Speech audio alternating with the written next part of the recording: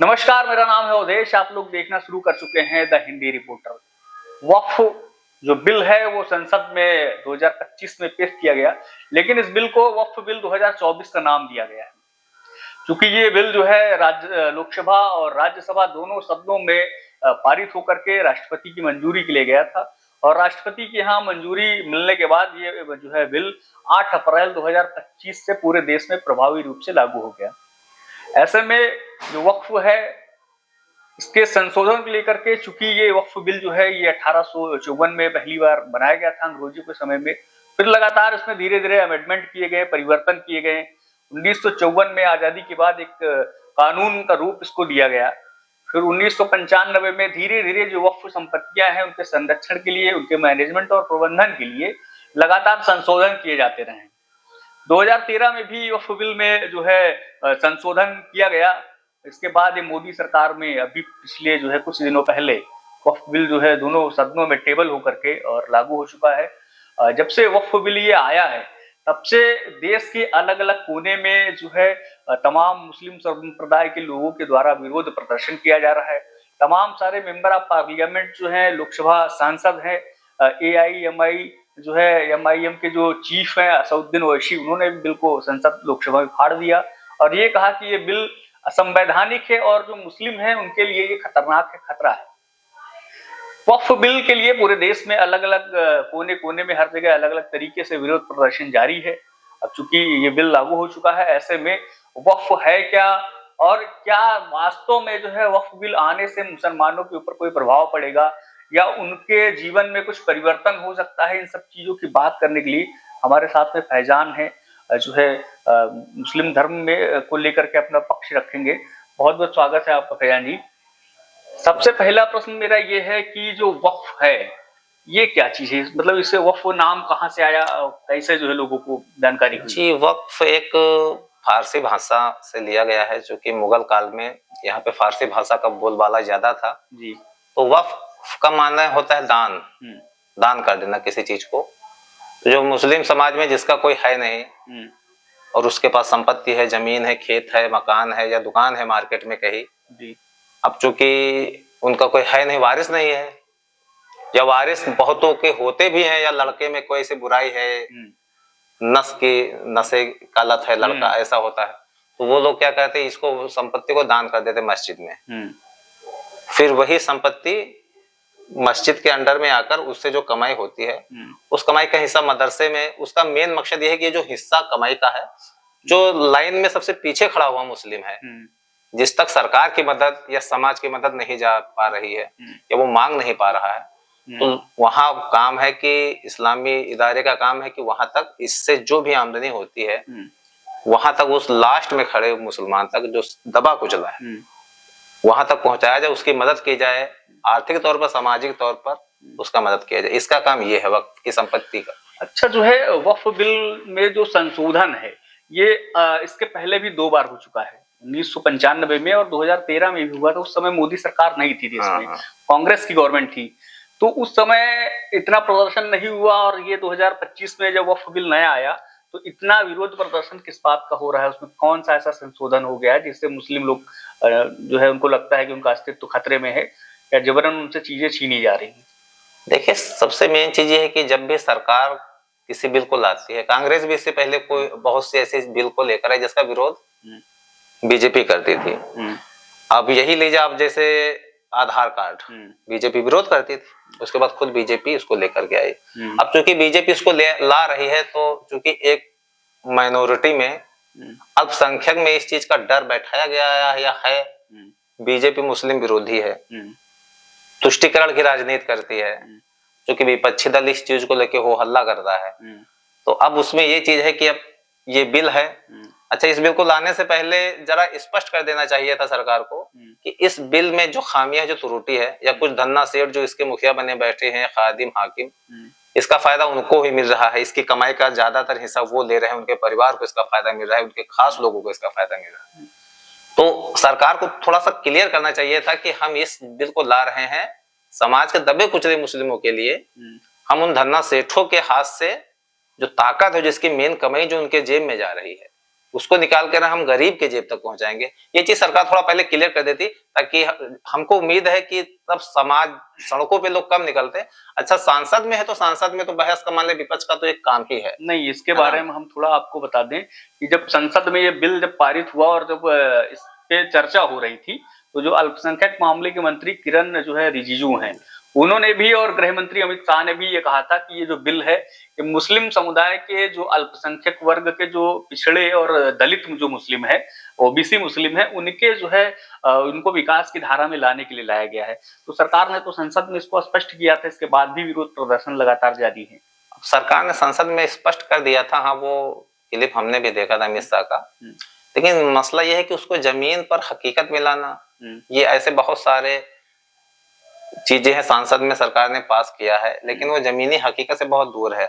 ऐसे बहुत से बिल हैं, ऐसे बहुत से कानून हैं जो जमीन पे आए नहीं। अच्छा, इस वजह से थोड़ा सा एक संशय का माहौल बना हुआ है कि सरकार ने तो कह दिया, लेकिन चूंकि हमारे यहाँ नौकरशाही, लाल फीताशाही में सिस्टम यह है कि अब मोदी जी या योगी जी जेब में अमित शाह तो रखने आएंगे नहीं, काम करना है ये अफसरों को, है ना। उनके अंदर कितनी ईमानदारी है या वो कितनी पारदर्शिता से काम करते हैं, मेन चीज ये है।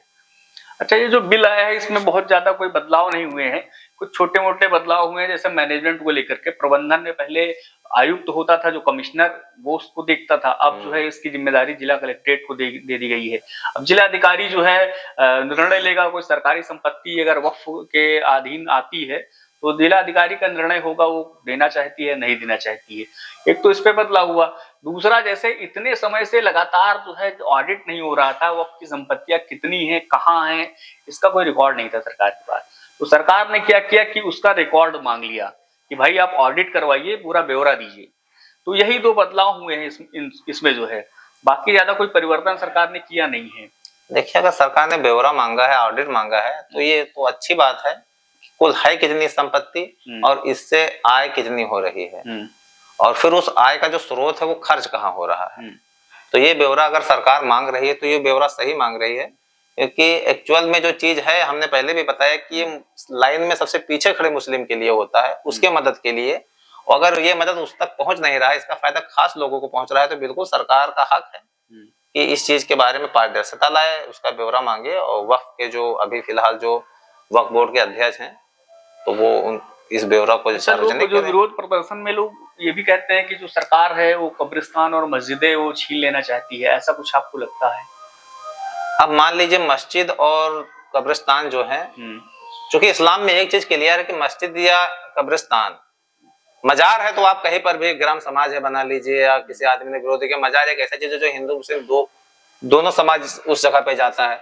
अच्छा, मस्जिद में चूंकि सिर्फ मुस्लिम समाज नमाज पढ़ने जाता है, कब्रिस्तान में कोई हिंदू जलाने जाएगा नहीं, तो इसमें शर्त है कि मस्जिद आप जमीन खरीद के बनाइएगा, ये शर्त है। आप फ्री की जमीन पर आप मस्जिद नहीं बना सकते, नमाज मानी नहीं जाएगी, ये किसी भी आलिम से पूछ लीजिए। और किसी ऐसे जमीन पे आप मुर्दे को दफन भी नहीं कर सकते, किसी दूसरे की है या सरकार की है। हाँ, वो अगर लोगों ने मिलकर कोई जमीन खरीदी है वो ठीक है। हाँ, ये अलग बात है, खरीदा 5 बीघा है, अगर किसी तरह से उन्होंने उसको बढ़ा लिया तो ये चीज सरकार निश्चित करके, हाँ आपने 5 बीघा खरीदा है, इस चीज को सरकार पॉइंट कर सकती, पिन कर सकती है। और रही बात मालिक बनाने की, तो मालिक जहां तक सरकार, मुझे यही ठीक लगता है कि जैसे कोई भी समिति है तो उस समिति जैसे मुस्लिम से जुड़ी हुई है, तो इसका जो है मालिक या कोई भी है उसको उसी समाज के लोगों के अंदर से छांट के उसी समाज के वक्त को बनाए, है ना, जो व्यक्ति इंसाफ कर सके। जैसे जो मुतालबी जो रखे जाते हैं संरक्षण के लिए, कई मामले ऐसे हैं जिनमें जमीन को बेच दिया गया, तो इसका फायदा जो है जो निचले तबके के जो मुस्लिम है उनको नहीं मिलता है। तो आपको क्या लगता है, जो 12,000 करोड़ का एक डेटा आ रहा है कि हर साल कमाई हो जाती, तो ये पैसा कहाँ कहाँ खर्च हो सकता था, इसके विषय में क्या आप कहना? अब ये 12,000 करोड़ का डेटा बहुत बड़ा डेटा है जी। इससे आप अनुमान लगा लीजिए कि कई यूनिवर्सिटी, कई इंटर कॉलेज, डिग्री कॉलेज जिलों में चल सकते थे। क्योंकि भारतीय मुसलमान प्रेजेंट टाइम में भारत का एजुकेशन के मामले में सबसे पीछे है, क्योंकि जो सरकारी रिपोर्ट है उसमें भी ये जग जाहिर है। तो इस पैसे का इस्तेमाल जहां तक है, जो शख्स भाई आपको उजाला लाना है अगर, तो एजुकेशन के माध्यम से ही ला सकते हैं। तो इस पैसे का इस्तेमाल एजुकेशन में करना चाहिए, क्योंकि सड़क बनाने का काम वक्त का है नहीं, या सरकारी भवन बनाने का काम आपका है नहीं है, तो जब आपका ये काम है तो इस पैसों को आप इसी चीज में खर्च कर सकते हैं। वो आजकल इंसान इतना पैसा कमा लेता है कि 2 वक्त की रोटी कमा ले, तो जो लंबे लंबे लंगर जो चलाने लगते हैं, इसको भी चलाने की क्या जरूरत नहीं है। सबसे ज्यादा जरूरी है कि आप शिक्षा मजबूत कीजिए, फिर लोग अपना खाने का जुगाड़, अपने बिजनेस का, कारोबार का जुगाड़ खुद ही कर लेगा। इसको शिक्षा में ज्यादा से ज्यादा पैसा खर्च करना चाहिए। तो अभी तक तो जो है, जो ये 12,000 करोड़ आता है, तो ये कहाँ जाता है, किन मदों में खर्च होता है, इसका कोई ब्यौरा तो है अब ब्यौरा चूंकि मेरे पास कहाँ से, अगर भाई सरकार इस ब्यौरा को सार्वजनिक करे ना। सरकार इसीलिए कानून बनाई है कि वो ऑडिट करा के पूरा रिकॉर्ड जो है मांगेगी। सरकार चाहिए कि बिल्कुल निष्पक्षता पूर्वक इस चीज का जांच कराए, और कोई ऐसे नेता को या कोई ऐसे अधिकारी को इस चीज को ना सौंप दे कि पता चला कि इस हाथ से लेकर इस हाथ में दे देना, है ना। तो वो वही बात रह जाएगी, सिर्फ वो हल्ला हो गया और आया हाथ में कुछ नहीं। निष्पक्षता पूर्वक जांच कराए कि इतने सालों से, मान लिया आज से 15 साल पहले 12,000 करोड़ कमाई ना रही होगी, कम रही होगी वक्त के हिसाब से, तो वो जो हुई थी वो खाए कहाँ, इस चीज का सरकार जांच कराए और इस चीज को सदन में रखे, न्यूज के माध्यम से, सोशल मीडिया के माध्यम से लोगों तक ये चीज पहुंचाए कि अब तक कितनी कमाई हुई है, और वो पैसा अगर बैंक में है या वक्त के अकाउंट में है तो चलिए ठीक है, अगर नहीं है तो गई कहाँ। इस चीज की जानकारी सरकार वक्त से ले और लोगों तक इसकी जानकारी पहुंचाए, ये एक सही तरीका। देश में रेलवे के बाद जो है वक्फ की जो संपत्ति है दूसरे नंबर पे, रेलवे और आर्मी के बाद तीसरे नंबर पे जो है सबसे ज्यादा संपत्ति है। ऐसे में जैसे ये बात मुझे कहीं पच नहीं रही है कि मुसलमान अल्पसंख्यक वर्ग जो है बहुत पिछड़ा है, उस शिक्षा के क्षेत्र में आगे नहीं आ पा रहा है, तो ये इतनी प्रॉपर्टी है, इतना पैसा आता है, तो फिर जो है ये कहाँ खर्च हो जाता है, किनके ऊपर खर्च होता है? बस नहीं, एक यही तो एक रहस्य का मसला है कि इतना पैसा आ रहा है हमारे मजारों से, दरगाहों से, अजमेर से, और ऐसे बहुत से मजार, इन पे कई 100 करोड़ का चढ़ावा आता है। इन लोगों ने लंगर करा दिया, ये करा दिया, वो करा दिया, उसके अलावा कुछ नहीं है। जहां तक चूंकि क्लियर जानकारी नहीं, लेकिन बात जो चलती है समाज में कि अजमेर के या कई जगह खादिम जो हाकिम वहां के हैं, इनकी बहुत सारी प्रॉपर्टियां हिंदुस्तान के अलग अलग क्षेत्रों में फैली हुई है। अच्छा। इनका रहन सहन बड़ा ही आधुनिक है, बहुत महंगी गाड़ियों में चलते हैं। सर आपका काम ये है, महंगी गाड़ियों में चलने का आपका काम नहीं है, आपका काम है कि समाज को आगे ले जाना है। क्योंकि किसी मंदिर पे या दरगाह पे आदमी जाता है, अपने लिए जाता है, अपने भविष्य के लिए जाता है, कुछ मांगने के लिए जाता है, वो वहां पे 10-50 अगर चढ़ाता है, वो चीजें इकट्ठा होती है, आप उनके भलाई के लिए उस पर खर्च कीजिए। अपने भलाई के लिए खर्च करना ये तो एक कानून का उल्लंघन भी हुआ ना भाई। कोई भी सरकारी मंदिर में अगर कोई पैसा आ रहा है, अगर वो पुजारी साहब सब रख लें या उसको इधर उधर खर्च करे, तो ये कानून के हिसाब से भी गलत है। तो सरकार को चाहिए कि इस चीजों पे ध्यान दे और थोड़ा सा जागरूकता लाए, है ना, इस चीज पे थोड़ा सा जागरूकता लाए ताकि लोग इस चीज को समझे स्पष्टता पूर्वक। बस ये जो मतलब आपका कहना ये है कि सरकार जब लोगों को जो है, लोगों के अंदर जो है जागरूकता ला करके उनको जब पहले शिक्षित कर देगी या बता देगी कि बिल किस तरीके से आपके फायदे में है, तो फिर ये विरोध प्रदर्शन नहीं होंगे।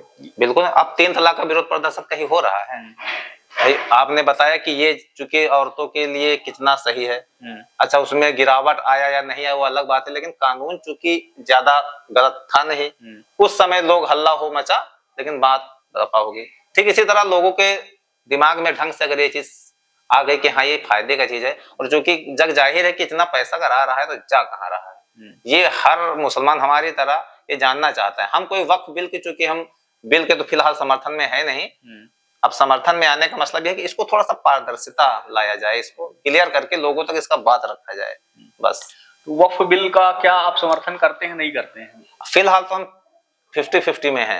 हमने आपको जो समर्थन है 50% नहीं है, तो ये 100 में कैसे बदलेगा, किन चीजों में बदलाव? 100 में बदलने के लिए ये है कि सरकार इसको ये सुनिश्चित करे कि ये जो अभी तक जो इनकी कमाई, जो इनकम आई, वो गई कहाँ, इसको सार्वजनिक करे, प्रिंट मीडिया के माध्यम से भी, सोशल मीडिया के माध्यम से, हर मीडिया, और लोगों तक ये चीज पहुंचाए कि हम जो कर रहे हैं वो समाज हित में भी है, मुस्लिम हित में भी है। ये चीज सरकार सुनिश्चित कर दे तो लोग सड़कों पे नहीं आएंगे भाई। लोग समझे ना ये चीज अगर है बिल। सरकार अलग अलग माध्यमों से, मुझे जहां तक लगता है कि लोगों को जागरूक करने का काम कर रही है, फिर भी अब क्यों विरोध हो रहा है ये चीज तो स्पष्ट वही लोग कर पाएंगे। अब हमें अगर किसी चीज की जानकारी नहीं है या अधूरी जानकारी है तो विरोध तो हम भी करेंगे, क्योंकि हमने विरोध अभी तक नहीं किया। हमारे पास फोन भी आया था कि आओ वहां पे चलो रैली करते हैं। हमने कहा देखिए कोई ऐसा वो हल्ला मचाने से फायदा नहीं है। एक बार क्लियर कर लीजिए, क्योंकि अभी तक हमारे गांव में बहुत से गरीब लोग हैं और आसपास के क्षेत्र में भी, जिले में है, किसी को आज तक वक्फ से कोई फायदा मिला नहीं, या उनका लड़का कोई ऐसे कॉलेज में पढ़ा नहीं है जिसको वक्फ चला रही हो। अच्छा, है ना भाई? आपके नजर में कोई जिला में है ऐसा कॉलेज जो वक्फ बोर्ड चला रही हो? नहीं, हमारे नजर में भी नहीं है। तो अगर इस इतने बड़े जिले में जहां 22-24 लाख की जनसंख्या रहती है, वहां पर अगर वक्फ से थोड़ी सी मदद गरीब मुसलमान को नहीं मिल रहा है, तो इसकी जानकारी लोगों को होनी चाहिए कि ये पैसा आखिर जा कहां रहा है। तो ये इस चीज को सरकार बिल्कुल सार्वजनिक करके उसको पता लगाए। मतलब जो है जितना पैसा आता है तो उससे यूनिवर्सिटीज और कॉलेजेस बिल्कुल बनना चाहिए भाई। सबसे जरूरी तो शिक्षा ही है ना, सबसे जरूरी शिक्षा है। स्वास्थ्य के लिए हॉस्पिटल वगैरह बिल्कुल वो बन सकता है, वो बन सकता है। सरकार इसी का ब्यौरा लेने के लिए ही जो है ये चीजें कर रही है। तो ये क्या लगता है आपको, ठीक कर रही है? हाँ, ये ब्यौरा अगर सरकार उनसे मांग रही है तो बिल्कुल मांग रही है। सरकार का हक है, सरकार से पहले तो हमारा, क्योंकि सरकार चूंकि पावर में है, हमारी आवाज दब जाएगी। अभी हम दरगाह या किसी वक्त के पास चले जाएं, पूछे कि भाई ये हमारा हक क्यों नहीं मिल रहा है, चूंकि ये तो गरीब मुसलमानों के लिए है, तो हमारी बात को चूंकि दबा दिया जाएगा। अब चूंकि सरकार पावर में है, उसकी बात को दबा नहीं पाओगे, तो सरकार ये चीज बिल्कुल सुनिश्चित कर दे कि जो भी पैसा आया है, जितना भी आया है, उसका पूरा बायोडाटा, उसका कहाँ कहाँ खर्च हुआ है, क्या क्या हुआ है, सरकार जानकारी मांगे। अगर उन्होंने ब्यौरा ठीक से दे दिया, या वक्त के अकाउंट में पैसा पड़ा हुआ है, या कहीं पे वो हॉस्पिटल चला रहे हैं, या कहीं पे वो मान लीजिए जिला में नहीं चला रहे हैं, हिंदुस्तान में कहीं वो पैसा अगर सही जगह इस्तेमाल हो रहा है तो ठीक है, नहीं हो रहा तो सरकार कानूनी कार्रवाई करे। हम अच्छा, ये जो इतना पैसा मतलब आ रहा है संपत्तियों से वक्फ में, तो ये इनका कोई डिग्री कॉलेज, यूनिवर्सिटीज या हॉस्पिटल नहीं है, तो ऐसा क्यों? मतलब कहाँ ये पैसा यूटिलाइज करते हैं? देखिए, हमारे देश का एक दुर्भाग्य रहा है, हमारे देश का एक दुर्भाग्य ये रहा है, चूंकि बड़ा प्राचीन देश है ये, और विश्व में जब कोई सी देश, किसी भी देश में कुछ, चूंकि आधे देश ही नहीं, तब ये देश हमारा अमृत काल में था, सुपर पावर था, इकोनॉमिक पावर था। देश को आजाद हुए 47 में आजाद हो गए, हमसे बाद बहुत से देश आजाद हुए हमारे बाद में, और वो हमसे आगे निकल गए हैं और हमारा देश पीछे रह गया। इसका जिम्मेदार हम डायरेक्ट सरकार को नहीं दे सकते ना, सरकार को बनाने वाले हम, उसका दोषी जनता है। तो जनता के अंदर समझ की कमी है, सोच की कमी है, और हम ही से निकलकर एक चालाक शख्स जो हमारे ऊपर बैठ गया, नेता या वक्फ का कोई चीफ, भाई उसके अंदर कुछ तो है ना। अगर ये ठीक होते तो हमारे नेता भी ठीक होते, उन्होंने ठीक काम नहीं किया तो ये भी ठीक काम नहीं करते। तो जब काम ठीक कर नहीं रहे हैं तो इसी से समाज पीछे, और समाज अगर पीछे तो देश पीछे है। तो हम सरकार से ये एक विनती है, मान के चलिए, कि सरकार जो है पारदर्शिता पूर्वक इस चीज की जांच कराए और इसका हक मुस्लिमों तक पहुंचे, क्योंकि मुस्लिम फिलहाल सबसे पीछे है। आप मुस्लिम को और बाकी देश की जनता को बराबर ले आए, फिर आप उस संपत्ति को कोई ऐसा कॉलेज बनाए जिसमें सभी पढ़े, या सभी लिखे, कोई ऐसा हॉस्पिटल बनाए जिसमें सभी का इलाज हो। लेकिन पहले यह सुनिश्चित किया जाए कि ये जो वक्फ की संपत्ति सरकार अगर उनसे ले रही है तो किसी ऐसे व्यक्ति को दे। नहीं, सरकार लेगी नहीं, संपत्ति मान ले उनसे तो ले ही लेगी। रहेगा जो व्यक्ति मान के चलिए अभी इसमें भ्रष्टाचार में लिप्त है या पकड़ा जाएगा, ठीक से काम नहीं करता, उससे तो छीना ही जाएगा। नहीं तो उसे छीन के कोई ऐसे व्यक्ति को सौंपा जाए, या जो सरकार कोई पैनल बना रही है तो उस पैनल में ईमानदार छवि का मुसलमान रखा जाए। एक ये मेरी ये विनती है ना। और फिर जब उसको एक काम सौंप दिया जाए कि फिलहाल इन पैसे का इस्तेमाल इस चीज में हो, इस पैसे का इस्तेमाल इस चीज में हो, मुस्लिम जो सबसे पीछे वो फिलहाल लाइन में बराबर आ जाए। ये चीज हम चाहते हैं सरकार से कि इस पर काम हो अच्छे तरीके से। देखिए, जैसा रेलवे के बाद जो है आर्मी, और आर्मी के बाद वक्फ बोर्ड, रेलवे के तमाम सारे जो है कार्यक्रम भी चलते हैं, वो स्पोर्ट कॉलेज भी चलाता है, बच्चों को प्रशिक्षण भी करवाता है। जबकि फिर तीसरे नंबर पे आता है तो वक्फ किन चीजों में काम कर रहा है बोर्ड, आपको कुछ दिखाई दे रहा हो ग्राउंड लेवल पे? यही चीज तो हमारे समझ में आ नहीं रहा है कि वक्फ, भाई हम वक्फ से नाराज इसीलिए हैं, वक्फ बोर्ड से, क्योंकि वक्फ की संपत्ति से तो हमें कोई नाराजगी नहीं है, क्योंकि वो हमारी है। लेकिन उस पे जो मुखिया बैठे हुए हैं, भाई आप कर क्या रहे हैं? भाई आप अब तक, चूंकि हम चले मान लीजिए आखिरी बदलाव जो हुआ था 12-13 में, और ये तो अभी हुआ है ना। इस बीच में जितना भी पैसा आया है भाई, इसी में भी अगर आप चाह लेते तो मेरे ख्याल से 20 लाख लड़के तो इंटर पास कर जाते अगर कॉलेज बन गया होता, हॉस्पिटल बन गए होते हैं। इलाज के लिए दर दर भटकना पड़ता है, कहीं पे सीट नहीं मिलेगा, क्या नहीं हो रहा है। तो कम से कम आप जो पैसा मेरा आप अपने समाज के भलाई के लिए तो लगाइए भाई, समाज के भलाई के लिए पहले काम कीजिए। समाज की भलाई ही राष्ट्र की भलाई, अगर आप कर नहीं रहे तो फिर आपको उस पर बने रहने का हक नहीं है। अच्छा, कुछ मुस्लिम समुदाय के लोगों का ये भी कहना है कि ये हमारा अपना निजी मामला है, ये अपने नहीं, निजी मामला कुछ नहीं होता, सब मामला देश के लिए होता है। भाई वो लोग कह रहे हैं कि हमारा निजी मामला, कोई हिंदू ये कहे कि ये राम मंदिर का कोई मसला है, ये हमारा निजी मामला नहीं, ये निजी मामला किसी का नहीं होता। जो चीज हमारे देश में है वो देश का मामला है। दो लोगों में झगड़े हो जाते, कोई किसी का मर्डर कर देता है तो वो निजी मामला, वो कैसे हो गया भाई? 302 लगेगा, जेल जाओगे, कोर्ट सजा देगा। वही अपने आपसे सवाल किया, जैसे कहते हैं ये आपसी मामला था, मुस्लिम खुद ही समझ लेते। आपसी मामला तो नहीं, आपसी मामला नहीं है भाई। आपसी मामला होता तो 1913 में ब्रिटिश सरकार में, और फिर तब से लेकर अब तक भाई इस चीज की जो कमाई है आपने किया क्या? टीबिया कॉलेज का नाम आपने सुना होगा, अलीगढ़ मुस्लिम यूनिवर्सिटी, अब खान साहब ने बनवाया है।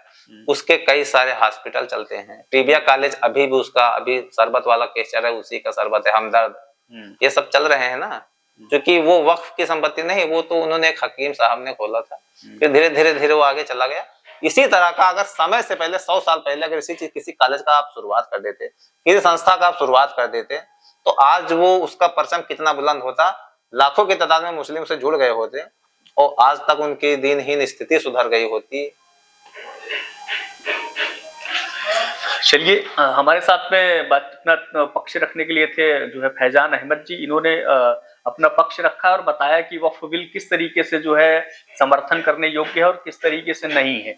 यदि आप लोगों ने अभी तक हमारे चैनल को सब्सक्राइब नहीं किया है, मेरा आपसे अनुरोध है कि कृपया हमारे चैनल को सब्सक्राइब कर लें, लाइक करें, कमेंट करें और इस वीडियो को शेयर करें, ताकि जो है ये जो विरोध प्रदर्शन चल रहा है यहाँ तक पहुंचे और लोगों को पता चले कि वास्तव में वक्फ बिल है क्या, वक्फ क्या, सरकार क्यों लेकर के आई है। जुड़े रहिए हमारे साथ में, तब तक के लिए नमस्कार, मिलते हैं आपसे। जय हिंद, वंदे मातरम।